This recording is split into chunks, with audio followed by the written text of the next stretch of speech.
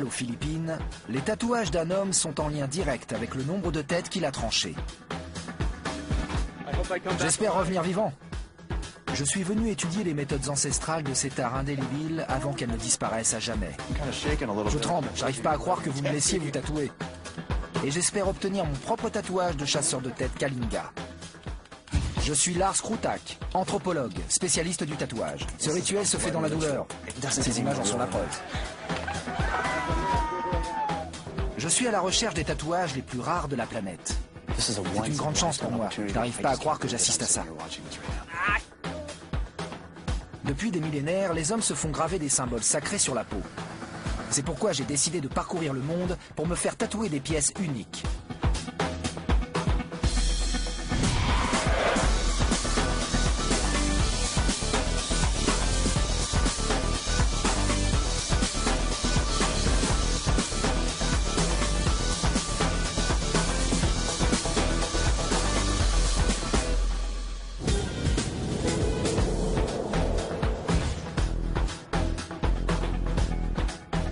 Je me trouve dans le nord des Philippines, à la recherche d'un des tatouages les plus rares au monde, celui du chasseur de tête Kalinga. Les Kalinga vivent dans la cordillère centrale. Il s'agit d'une tribu de guerriers féroces connus pour trancher les têtes. Le terme Kalinga signifie hors-la-loi. Et ils ont eu à travers les siècles la réputation de massacrer leurs ennemis sans aucune pitié. Pour chaque tête coupée, un guerrier Kalinga se voyait octroyer un tatouage. Mais de nos jours, chasser les têtes est une activité devenue rare. Par conséquent, la tradition de tatouage Kalinga est menacée de disparaître. Je fais cap vers le nord, à 16 heures de route de Manille, la capitale des Philippines, jusqu'au village de Boscalan. J'espère y rencontrer la gardienne de la tradition ancestrale.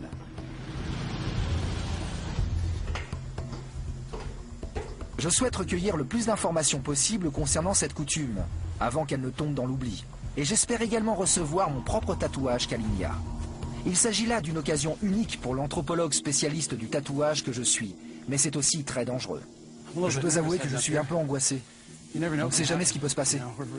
On est loin de toute civilisation et avec tous les conflits armés et les querelles sanguinaires qui existent, c'est peu rassurant. Pendant les 400 ans d'occupation qu'a connu le pays, d'abord par l'Espagne puis par les États-Unis, les Kalinga étaient l'une des rares tribus à ne pas être tombées sous le joug étranger. Cela s'explique par leur technique de combat brutale et leur mépris pour l'étranger. Aujourd'hui encore, ils restent très méfiants vis-à-vis des inconnus. Après 3 jours de route, j'arrive enfin au village, où l'on m'apprend que je ne serai peut-être pas autorisé à rester. Puisque vous venez visiter notre village, nous allons tuer un cochon pour lire dans son foie, qui nous indiquera si vous apportez avec vous un mauvais présage. Que se passe-t-il si c'est un mauvais présage? Alors, on devra retourner à Binyai. Et si c'est un bon présage, je suis autorisé à rester? Ouais. La matriarche en charge d'examiner le foie s'appelle Wang Od. C'est pour cette artiste tatoueuse que j'ai parcouru autant de kilomètres. Si les présages sont de mauvais augure, je serai contraint de quitter le village sur le champ.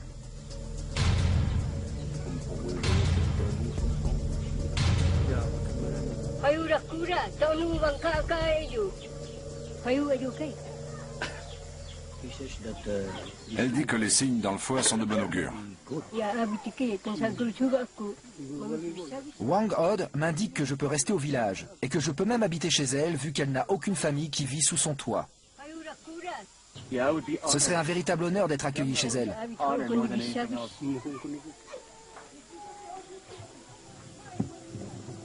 Wang Od me prévient qu'il y a des conditions que je dois absolument accepter avant qu'elle me révèle les secrets des tatouages Kalinga. Tu ne pourras te faire tatouer que si tu apprends à vivre comme un Kalinga courageux. Il te faudra apprendre nos traditions et notre mode de vie. Wang Od m'explique que dans la tradition Kalinga, un tatouage ne se demande pas, mais se mérite et se gagne. Elle ajoute que ce sera plus difficile pour moi puisque je suis étranger à la tribu. J'espère vous prouver à vous et à votre peuple que j'en suis digne. Et j'espère apprendre à travers vous et votre travail tout ce qu'il y a à savoir du mode de vie Kalinga.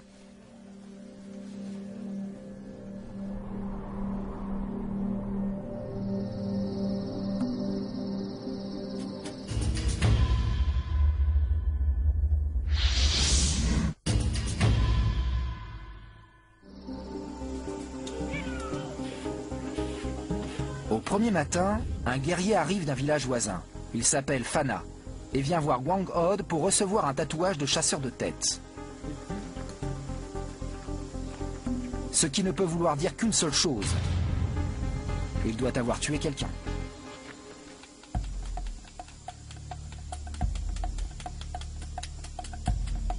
C'est une occasion unique de voir une artiste tatoueuse Kalinga à l'œuvre. Je n'arrive pas à croire que j'assiste à ça. Il y a peu, Fana a tué 3 hommes qui ont attaqué son village. Chaque ligne que Wang Od lui tatoue sur la poitrine correspond au nombre de vies qu'il a prises. Des hommes d'une tribu voisine voulaient nous prendre nos terres. Je les ai donc tués. C'est un honneur que de tuer pour défendre mon village. Le tatouage qui est en train de prendre forme sur la poitrine de Fana est un Biking. C'est le tatouage Kalinga le plus important, parce qu'il représente la bravoure dont a fait preuve un guerrier envers sa tribu. Même si c'est un honneur pour Fana de se le faire tatouer, c'est aussi une douleur abominable à supporter. Une épine d'oranger est aussi tranchante qu'une lame de rasoir ou qu'une aiguille à coudre. Imaginez qu'elle vous perfore la peau 100 fois par minute. Ça me fait froid dans le dos. Regardez tout ce sang qui coule depuis ces lignes. J'imagine combien ça peut être douloureux. À chaque fois que l'épine lui rentre dans la peau, Fana grimace de douleur.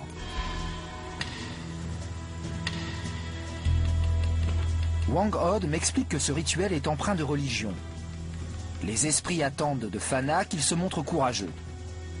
Sinon, ils infligeront la mort et la destruction sur la communauté. Tous les autres artistes tatoueurs sont morts.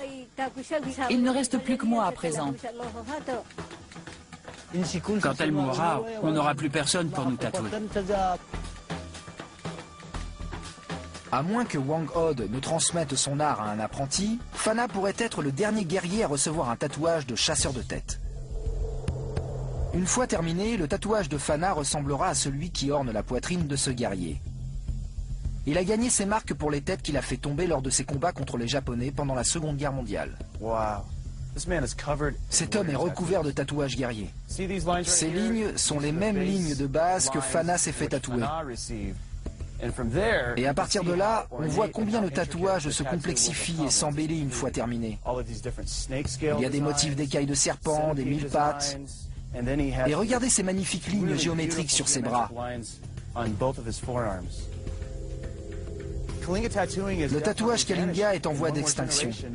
Dans une génération, il aura complètement disparu.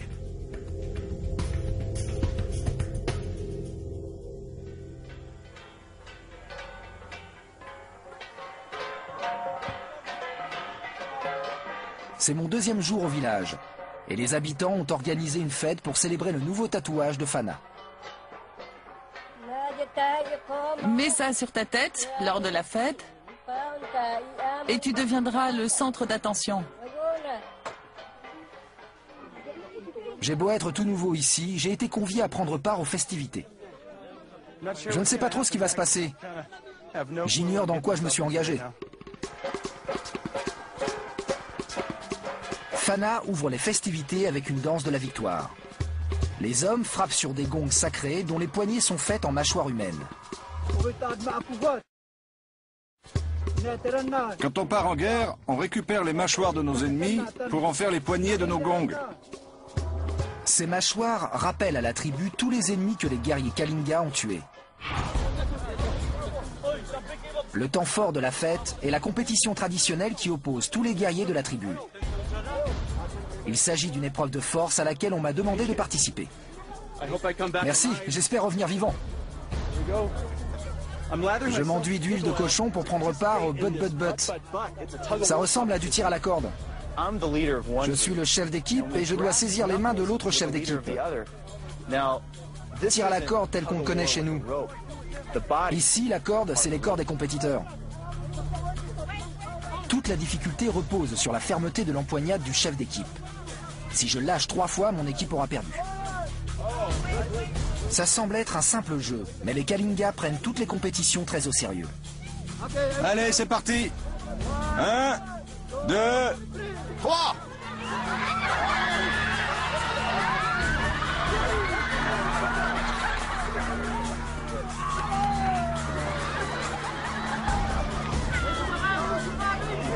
Ça met les mains à rude épreuve. J'ai les doigts qui vont tomber. Je comprends maintenant l'intérêt de l'huile. C'est beaucoup plus difficile de tirer avec. Nos adversaires nous ont déjà battus 2 fois. Si je lâche, mon équipe a perdu.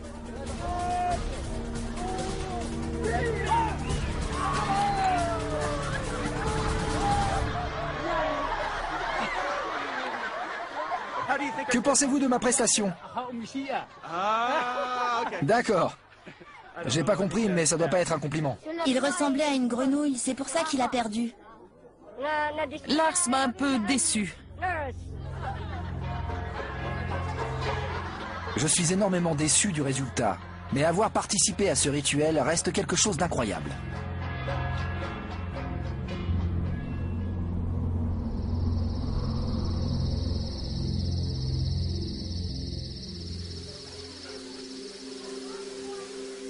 Ce n'est que ma 2e nuit ici, mais je dois avouer que dormir chez Wang Od fiche un peu la chair de poule.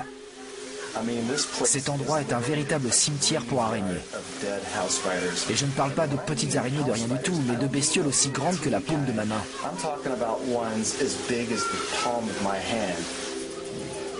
Je vous présente d'ailleurs Miss Grande Guibole. Elle est juste au-dessus de mon lit.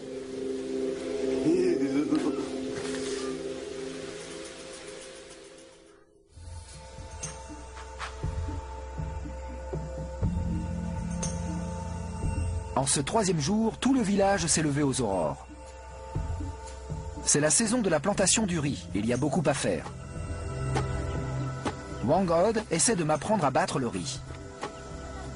Il faut que tu battes le riz. Les Kalinga sont polythéistes, mais le dieu le plus important reste celui du riz, tout simplement parce qu'il est servi à tous les repas.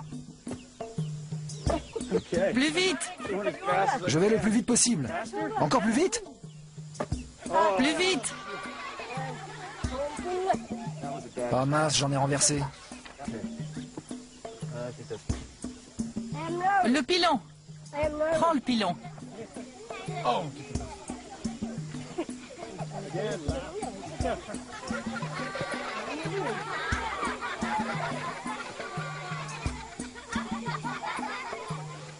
Porte-le. Oh, je le porte. Je fais ce que je peux pour montrer à Wang Od que je peux vivre comme un Kalinga. Mais je suis encore loin du compte. J'espère faire mieux à la rizière. Les Kalinga sont les plus grands cultivateurs de riz et constructeurs de rizières en terrasse de toutes les Philippines. Leurs terres sont si fertiles qu'ils peuvent en faire des cultures sèches ou inondées. C'est là qu'il faut frapper. Pour le labour, je vais devoir faire avancer ce buffle d'1 tonne en ligne droite. Allez, avance, mon gros. Allez. J'ai dû le frapper un peu fort, il est en rogne. Il n'aime pas que je le touche, il n'aime pas que vous le touchiez.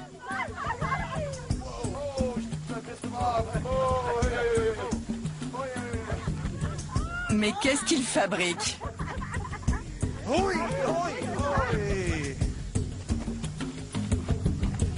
J'en ai fini avec cette bête. Regarde, notre nourriture traditionnelle. Ça m'a l'air d'être un escargot. C'est bon, ça se mange. Vous voulez que je le mange? Ce sera notre dîner. On en ramasse plein. Vous les mangez crus? C'est parti, cul sec.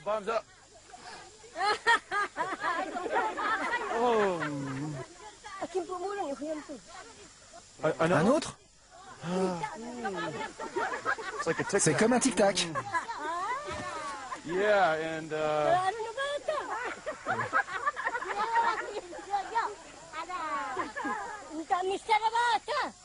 D'accord. On a fini? La journée est terminée? J'ai bien travaillé? Lars a bien travaillé aujourd'hui. Mais il lui reste encore beaucoup à apprendre à propos des Kalinga.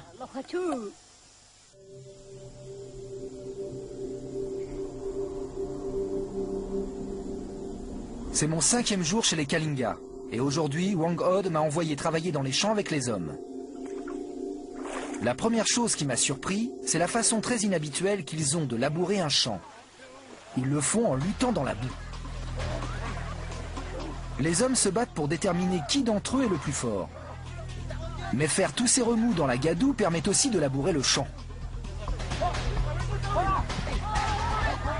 Étant de plus grande corpulence qu'eux, je vais devoir affronter le champion en titre.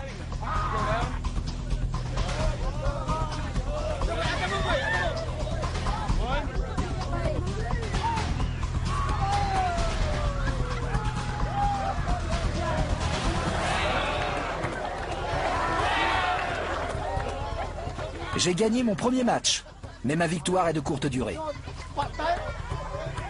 Les Kalinga ont horreur de perdre, ne serait-ce qu'un combat de boue. Attention!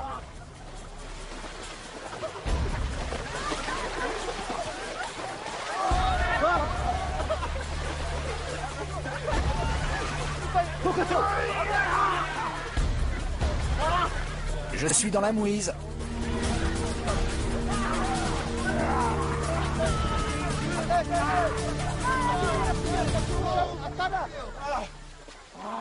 C'est bien mouillé et froid, ça dégouline de partout, c'est crade.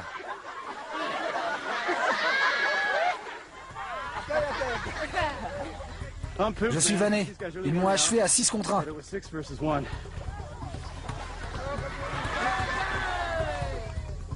Lars était comme un buffle d'eau.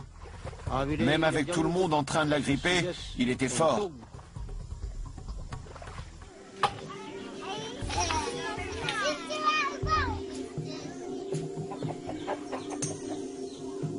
Après m'être roulé dans la boue ce matin, je demande à Wang Od de m'en apprendre un peu plus sur l'art du tatouage Kalinga, ce qu'elle accepte de faire. Récemment, sa nièce de 10 ans, Grace, a montré un intérêt pour le tatouage. Mais Wang Od n'est pas convaincu qu'elle ait l'étoffe d'une artiste tatoueuse. C'est un art difficile qui requiert beaucoup de patience et d'engagement. Les ancêtres de Wang Od utilisent des épines d'oranger comme celle-ci depuis des siècles. Vous avez vu la taille de cette épine? Il n'y a pas mieux pour piquer la peau. Pour dessiner toutes ces lignes, sa peau a été piquée des dizaines de milliers de fois avec ce genre d'épines. Elle récupère la suie d'une vieille casserole pour en faire de l'encre à tatouer. Prends l'épine. Tiens. C'est du bambou. C'est pour ça que ça s'enfonce facilement. Ah d'accord. Le dermographe qu'utilise Wang Od s'appelle Loupfan. Mais avant d'apprendre à tatouer, il faut savoir dessiner le motif. Entraîne-toi à faire le mille-pattes.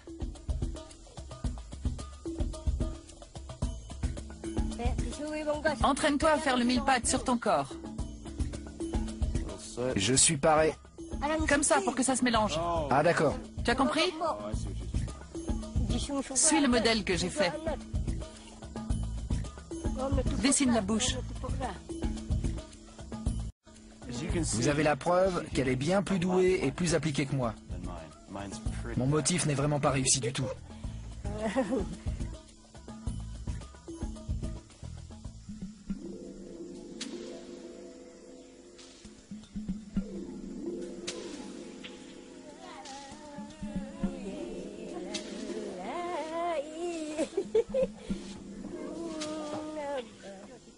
Wang Od m'a fait partager un bout de son histoire. À 25 ans, l'homme dont elle est amoureuse meurt dans un accident. Au lieu de se chercher un nouveau mari, elle décide alors de consacrer sa vie au tatouage. Aujourd'hui, 62 ans plus tard, elle est la seule à perpétuer cette tradition. Vous voyez? Regardez là. Attendez, je vais remettre ça droit pour plus de lumière. Regardez. Oui, on peut aussi filmer là-bas. On peut faire ce qu'on veut. Ça vous plaît de vous voir? C'est drôle, hein? C'est vous, et ça, c'est moi. Et on se filme ensemble.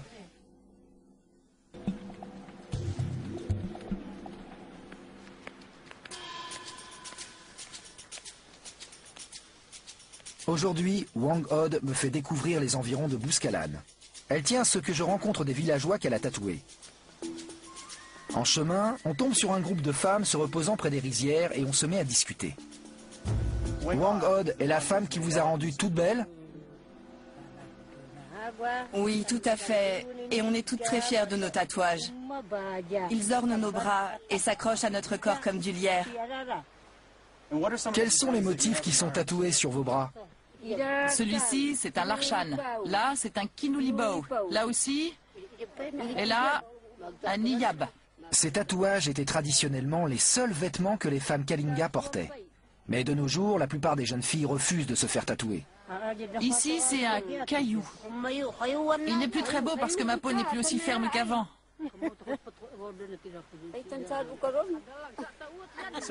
Ce sont ces tatouages que vous avez eus en premier ou celui sur votre bras? Montre-lui tes jambes. Oh, ce sont des marques d'essai. Elle s'est entraînée très dur.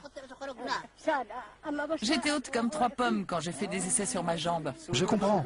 Quand vous étiez petite, vous vous entraîniez sur vous-même. Elle s'entraînait sans cesse, toute seule et avec beaucoup de patience. Wang Od, que se passera-t-il quand vous ne serez plus là? Qui tatouera les gens? Je ne suis pas près de m'en aller. J'ai encore de bons yeux. Je peux encore utiliser une aiguille. Je pourrais même t'apprendre, si tu le souhaites. C'est la réponse que je rêvais d'entendre.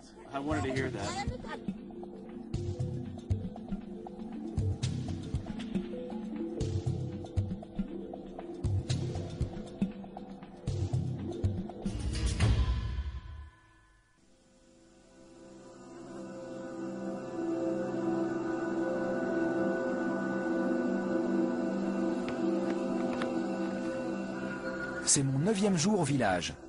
Aujourd'hui, tous les habitants se sont réunis pour fêter la fin de la saison de la plantation du riz. Nombre de jeux traditionnels sont au programme. Et on va commencer par battre le riz.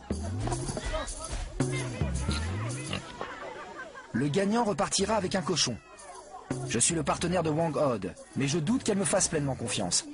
Je vais voir s'il sait bien piler le riz. Je vais piler ce riz jusqu'à ce que j'enseigne, s'il le faut.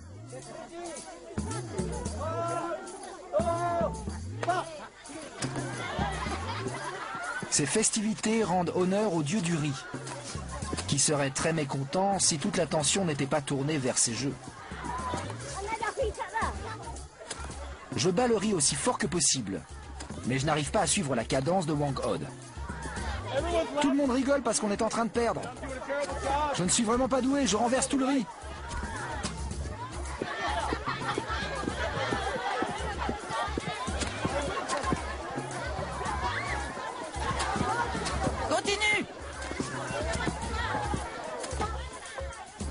Ça m'embête vraiment d'avoir fait honte à Wang Od. J'ai énormément de mal à prouver que j'ai l'étoffe d'un Kalinga. Il fera nuit quand on aura fini. Quoi? Elle m'a demandé de quitter l'équipe parce que je suis tellement nul qu'elle a honte que je sois son coéquipier. Je suis déçu. Il est peut-être costaud, mais il ne sait pas battre le riz. Je n'ai vraiment pas su me montrer à la hauteur lors de cette compétition, mais j'espère faire mieux pour la suivante. Va relever le nouveau défi. Et je veux que tu gagnes. Je vais gagner pour vous, je vous le promets. Je vais manger ce truc-là tout de suite. Je compte jusqu'à 3. 1, 2, 3. Je me retrouve confronté à 10 hommes Kalinga, des piments très épicés et un bol rempli d'escargots.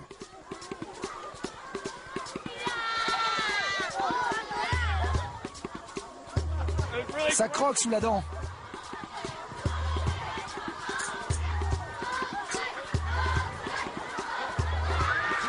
Très ragoûtant. Il y a beaucoup de... J'ai failli tout rendre.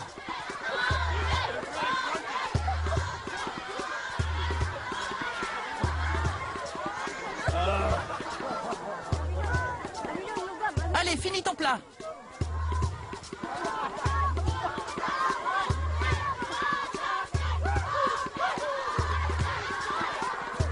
Et le vainqueur est Lars.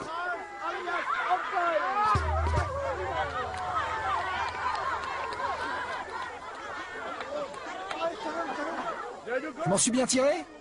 Je l'ai fait pour vous. Je vous avais dit que je gagnerais. Et tu as gagné. Je suis fier de toi.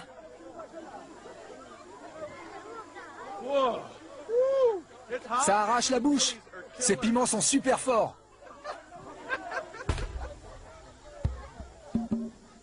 Je n'ai même pas le temps de savourer ma victoire. Ils ont gardé l'épreuve la plus douloureuse pour la fin. Le Beat Beat Nag. Il s'agit d'une épreuve traditionnelle qui permet aux chasseurs de tête Kalinga de faire montre de leur habileté à vaincre leurs ennemis. J'ai failli m'évanouir. Le gagnant est celui qui frappe le plus fort. C'était une belle frappe. Bien senti. Ça leur permet sans doute de se préparer à la guerre. C'est une question de force de supporter et de dire non à la douleur.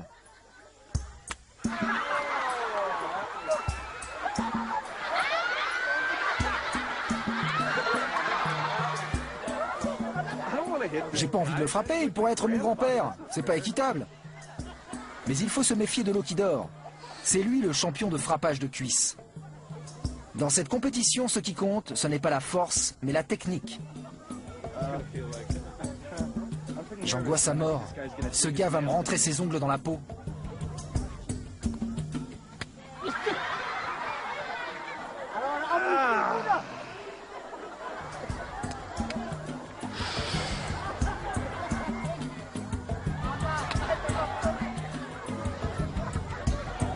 C'est maintenant à mon tour.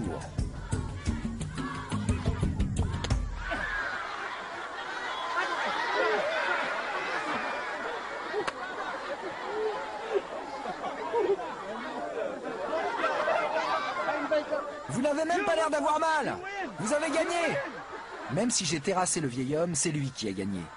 Les règles indiquent en fait que c'est celui qui laisse la plus grosse marque sur la peau qui remporte la victoire. Ma nouvelle marque vous plaît? Elle est belle, non? Tu es fort, on va te tatouer cette marque. Vous êtes sûr?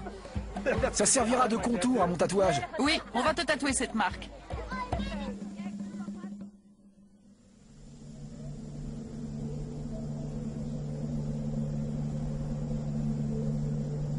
Cela fait maintenant 12 jours que je suis ici. Et je m'entraîne de façon quotidienne à dessiner mes motifs.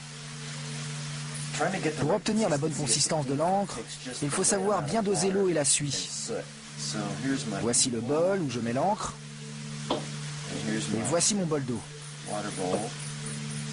Et ça, c'est mon stencil. C'est un simple brin de paille. Wang Od m'a dit que je devrais lui faire un tatouage dans quelques jours. J'angoisse énormément, même si Grace me donne un coup de main. Grace me montre comment faire un stencil. Je suis son élève. N'aie pas peur de te salir. Fais un essai sur moi.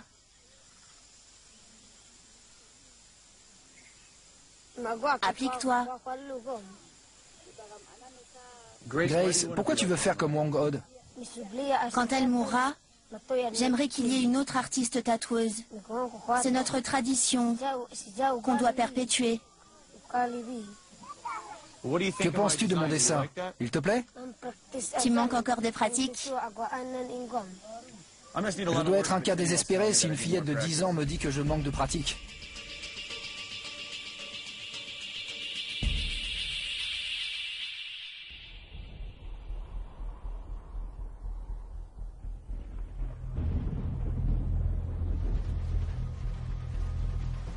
Nous sommes au 15e jour, et c'est aujourd'hui que je vais tatouer Wang Od.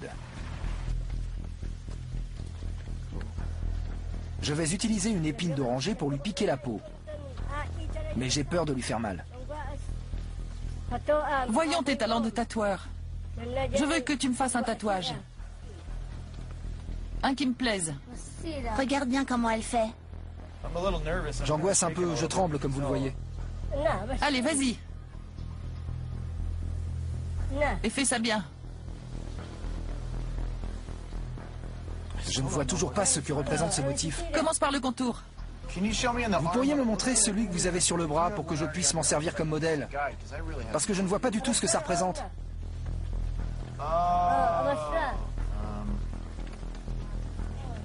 Ça va comme ça? Applique-toi.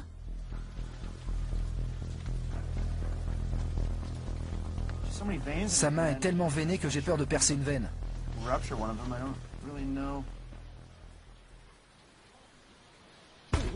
Je tremble. J'arrive pas à croire que vous me laissiez vous tatouer. Moi non plus d'ailleurs.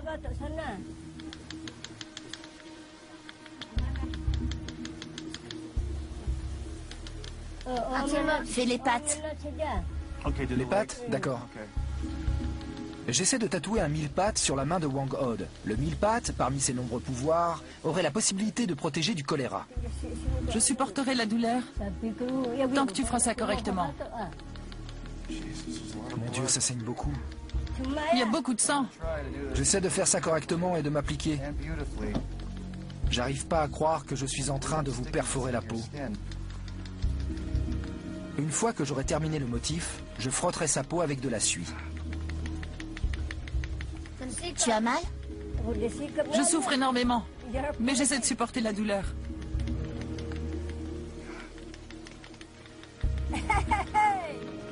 Fais plus attention, ça fait très mal.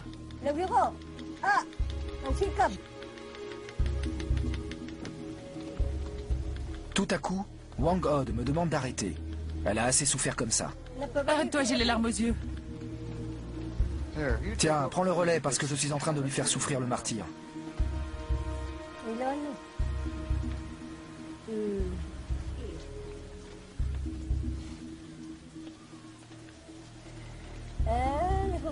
Tu n'es pas encore prêt pour être tatoueur. Ce que tu as fait, tu l'as mal fait. Tu ne mérites pas que je te tatoue. Grace peut faire ça bien mieux que toi. Je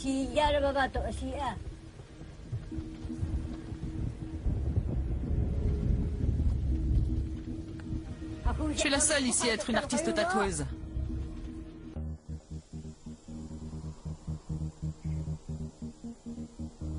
J'en suis à mon 16e jour à Bouskalan. Et aujourd'hui, je pars chasser avec les hommes. J'espère revenir avec un peu de viande pour Wang Od pour m'excuser de lui avoir fait mal hier. Vous savez comment harponner un animal? Non, j'ai jamais utilisé de lance de ma vie. Vous pouvez me montrer? Bien sûr. Vous vous mettez comme ça, vous vous accroupissez et vous attendez le cerf ou le cochon sauvage.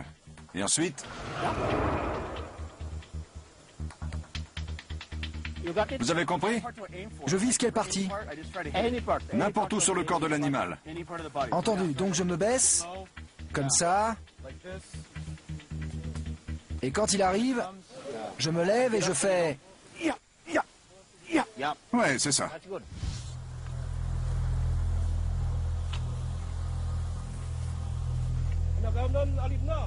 Je n'ai jamais chassé avec une lance. Mais les hommes attendent de moi que je tue n'importe quel animal qu'on trouvera.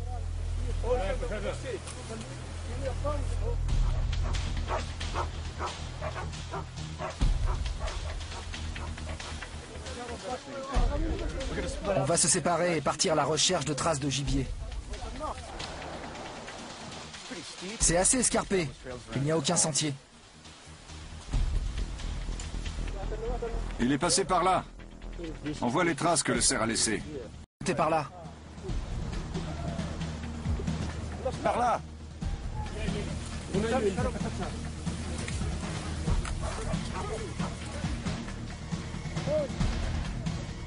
On sue par tous les pores, on a le pouls qui accélère. Quand soudain, c'est le chaos. Les chiens se mettent à aboyer, les chasseurs crient en Kalinga. Je suis complètement dépassé par les événements. C'est vraiment dingue.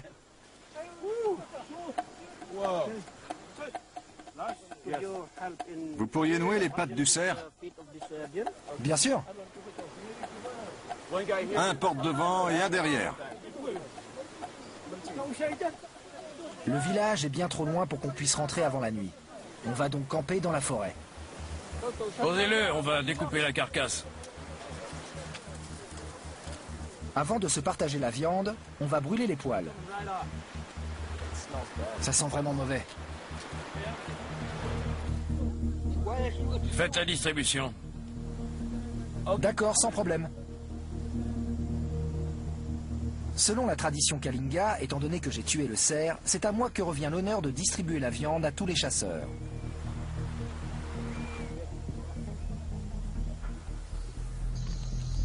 Cette nuit-là, on s'est réunis autour du feu et les hommes ont raconté leurs histoires de chasseurs de tête. Quand on fait la guerre et qu'on tue des hommes,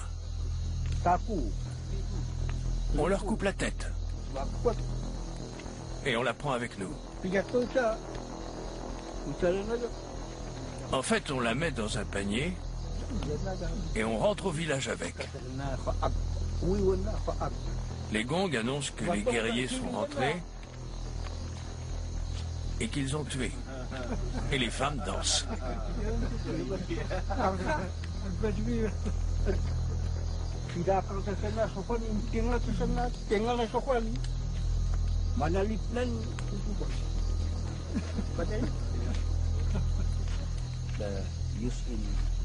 Plus tard dans la nuit, les hommes débattent de ma prestation de chasseur.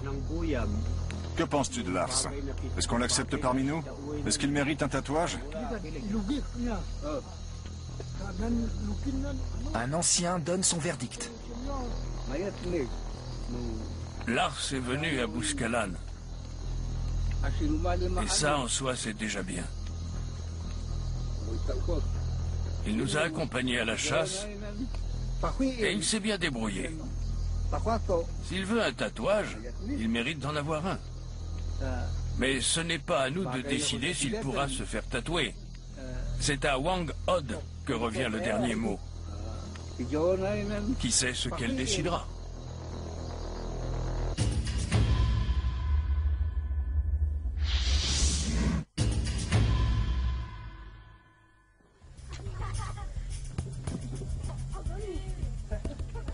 Aujourd'hui, je rentre de la chasse avec une petite surprise pour mon hôtesse et professeur, Wang Od.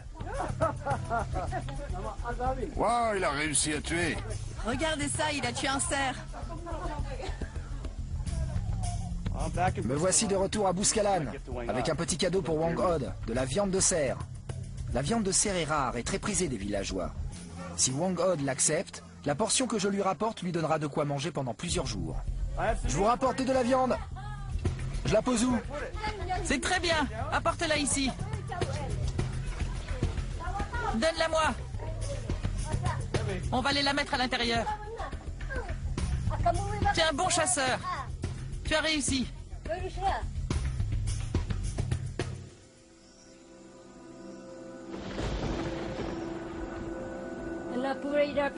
Tu as appris à faire les champs, à cultiver, à chasser et à battre le riz.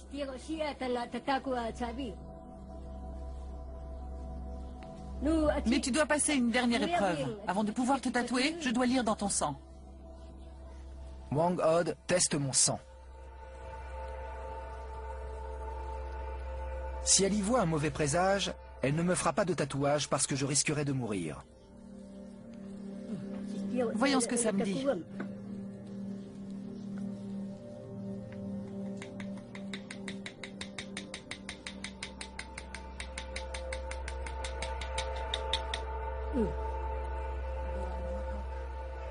C'est bon.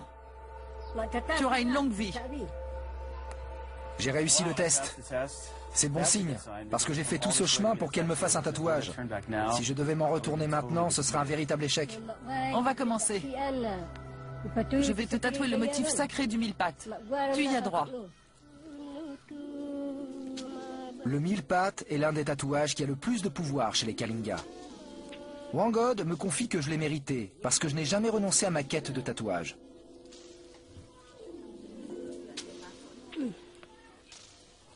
Grace, c'est à ton tour. Montre-moi ce que tu as appris. Commence son tatouage. Commence ici.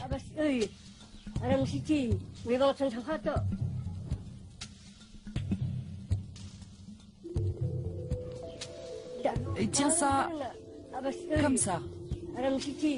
J'appréhende.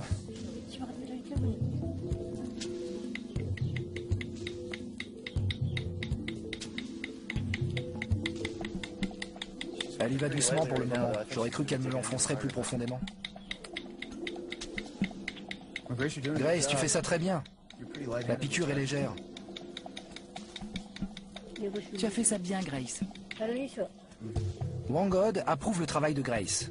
Elle est en passe de maîtriser l'art du tatouage de ses ancêtres. Mais voici le moment tant attendu. Je suis en train de me faire tatouer par un maître du tatouage Kalinga.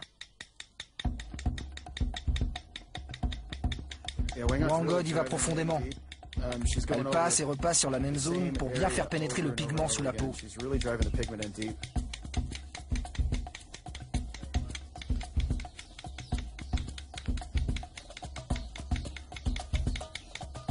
Je ressens chacune des piqûres qu'elle me fait avec cette épine. Parfois, ça accroche un bout de peau que ça soulève, et à d'autres moments, ça l'enfonce sous l'épiderme.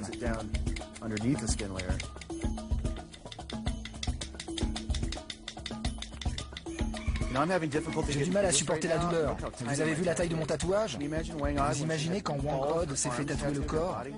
Elle a enduré ça pendant 3 jours, ça force le respect. Je n'arrive pas à croire que je ressens la douleur que les guerriers Kalinga ressentent depuis des siècles.